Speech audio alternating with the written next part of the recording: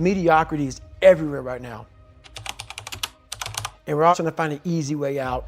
And we're judging ourselves. Let's say there's 10 people in this room and we're all mediocre. But I'm the best of the mediocre people. I now think I'm great. I'm great. We surround ourselves around people that make us feel great. They tell us what we want to hear. The second we put ourselves amongst the uncommon people, we don't like that feeling. That challenging feeling of that person who's waking up at 3:30 in the morning and say, hey, put your shit on, we're going for a run. We don't like that challenge. We like that person who says, hey, you know what, man, I don't feel good today, man. And they say, oh, it's okay, brother. We'll take a day off, man. We'll get a pizza and shit, watch the game. We like that. We love that feeling. Why? Because you understand, man, we're good, bro. We don't want that motherfuckers like this. Hey, man, no, bro. Get your fucking shit on, man. Stop being a punk. We don't want that in our lives. We don't want that person who's constantly challenging our weaknesses. We want that person who's constantly, making us feel nice and good and secure in ours. That's the mediocrity of life.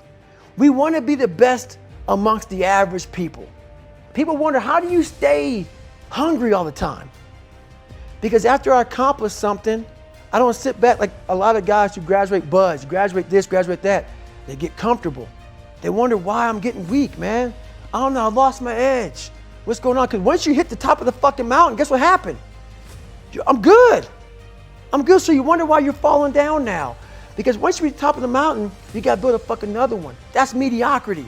There's a lot of people in mediocrity who have a nice resume, but they're one-timers, man.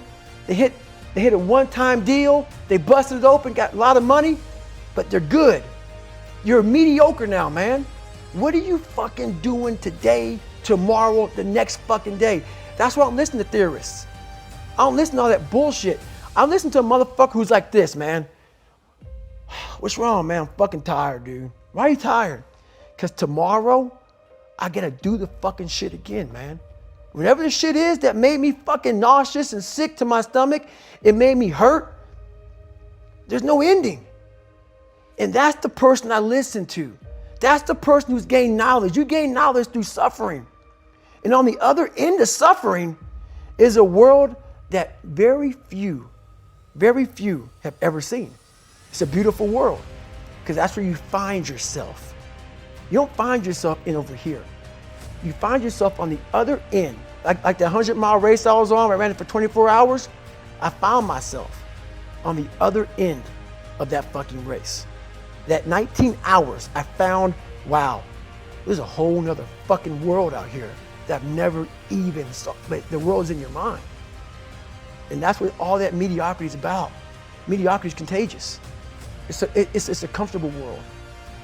A lot of us say, like for instance, I see these athletes right now who retire. I'm 38, I'm 39. I did 20 years at the top of my game. And I'm chilling out now. You see them a year later and how they look. What the hell just happened to you, dude? What the hell? You're one of the greatest athletes of all time. Kids looked up to you. Women, men of all ages looked up to you. And they hit the pinnacle where it's time to retire and their mind says, whew, I'm civilized. The worst thing that could ever happen to any human being is they become civilized. It's that total accountability. Like even when you retire, there's a motherfucker looking at me and judging me right now, man. I was the baddest person to ever live. It doesn't go away, man. You gotta wake up, even though you retired, you never retired. You're setting the example every single day of your life. And being civilized feels so good. I'm sorry, man. Once you get to the top, you may retire, but you ain't never coming back home, man, because now you're judged. People see you falling off. You wanna be that guy who knows I may be retired from the sport or from wherever I did, but I'll be damned if you ever see me looking like shit, feeling like shit, not arriving. People, I've arrived mentality. You're always setting the example. Civilization feels so good. These comfortable feelings are what people want. They want retirement. They want that. They need that. It's a yearning feeling. I want it too. People love putting a label on me about, my God, man, you're just wired different. I'm not fucking wired different, dude. I'm thinking right now, after I got past my stuttering thing, now I'm on a roll, I'm good now. You know what I'm thinking about right now? I gotta fucking wake up tomorrow and do the same shit again. I gotta leave this fucking interview and go stretch out for 2.5 hours. I hate that shit. But guess what it does though? I'm constantly callousing over my victim's mentality that I once had growing up. Every day you have to do this shit. Because why? When you stop doing it, you don't just maintain it. If you stop shooting a gun, you're not gonna be a great shot if you pick a gun up a year from now. The only way to keep from getting rusty is to constantly oil that motherfucking machine. The machine is this. You gotta keep challenging it every day.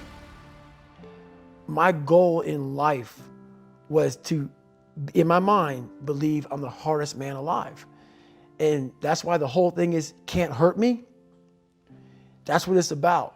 It's about whatever you think you are, you have to make that dream a reality. But that's where the hard part is making that dream reality. That's where the hard work comes. That's where people know, how do you keep grinding every day?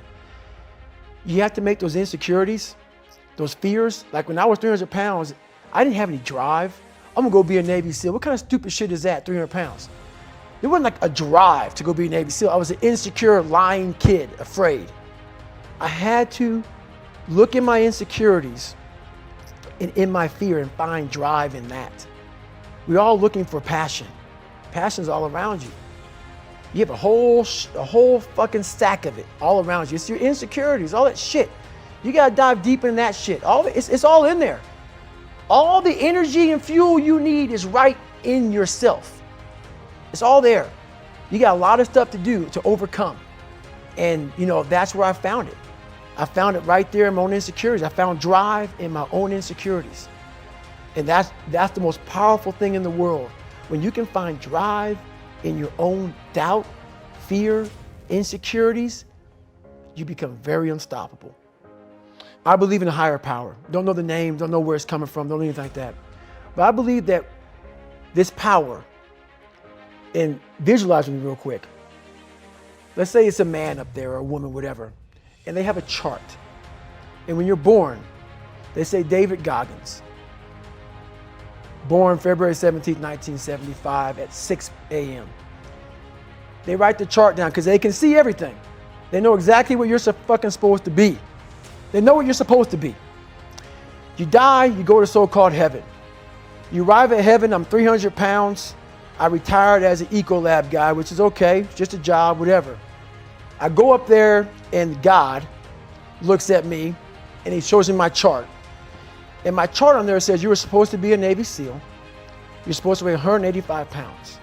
You're supposed to be one of the smartest people on the planet, this, all this. You see this. And now you're in heaven, you made it to heaven, but you're like, God, Doug, I was supposed to live that life. I was supposed to live that life. And then you find out that the reason why, because we all think that if we pray on it, if we do this, if we do that, whatever, if we don't work, we just, whatever, it's gonna magically happen for us. No, I believe that when I'm all said and done with, my whole job is to outwork the chart. Whatever the fucking chart says about me, the all-knowing power up there, I want to get up there and say, him look at me and say, I know everything. I didn't fucking see this. I didn't fucking see this. I want to feel that. I want to get to the other end of this fucking world, and however I'm being judged, whoever's judging me, to look at me and say, I did not fucking know. I had you at 185, I had you at this, but all this other shit, I was riding as you were living it. I want to find more. All I can. And in that fucking sack of shit, you have to dive in that to find more. Because if you're not willing to go in there and face yourself, you're not gonna find anything. You're gonna live right here on surface, man, right here on surface. So if there is an ending to this world and there is somewhere to go and there's a judgment, you're gonna get there and you might see a chart. And that chart may tell you who the fuck you should have been. And now you get the rest of your life to think about that. Man, I could have lived a much better life if I just would have just suffered a little bit more.